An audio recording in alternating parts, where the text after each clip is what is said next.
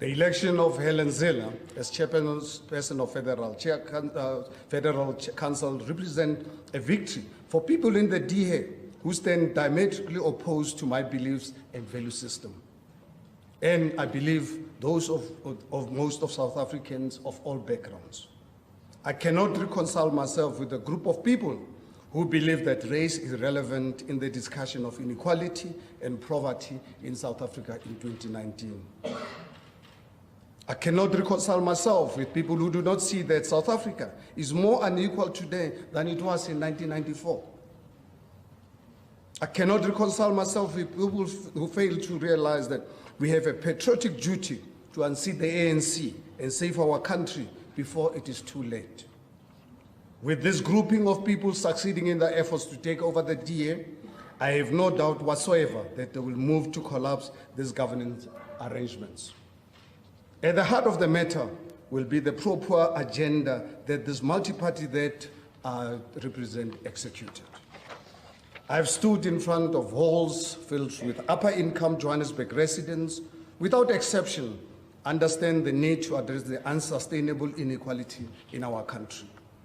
Despite this, some members of the DA caucus in Johannesburg have suggested that we prioritize the needs of suburban residents above providing dignity to those forgotten people who remain without basic services 25 years after the end of apartheid.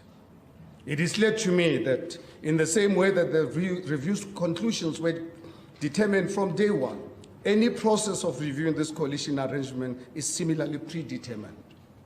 I say this with certainty because I've had this to lead the seven-way minority government without a solid mandate from the DA for the past 3 years. From the very first day I took office, this coalition arrangement has been undermined, criticized, and rendered nearly impossible. In every way, the DA has been the most difficult coalition partner in this arrangement. Despite the fact that coalition survived on consultation, shared programs, and recognizing the contribution of each member, the DA has criticized and questioned my approach. Despite the DA only winning 38% of the vote in 2016, elements in the party, some, have expected me to govern arrogantly as if I have an outright majority. I have to deal with people who draw the artificial distinctions between service delivery in formal settlements and suburbs as a binary, either or type approach.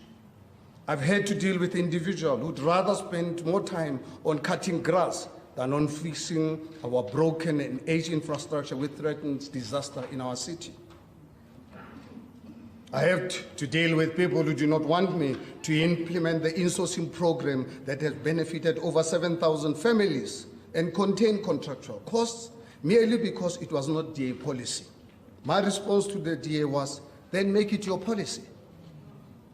Unfortunately, it is these individuals who have triumphed at yesterday's Federal Council meeting. That is why I have no doubt whatsoever that the collapse of this governance arrangement is a foregone conclusion. It is not in my nature to wait for people to push me. I have lived my life on my terms. It is for this reason that I've called this press conference today to announce my resignation from the DA Democratic Alliance effective 27th November 2019. It is on the request of the party leadership that my resignation is held off until this date to afford them the opportunity to identify a new candidate to fill this position.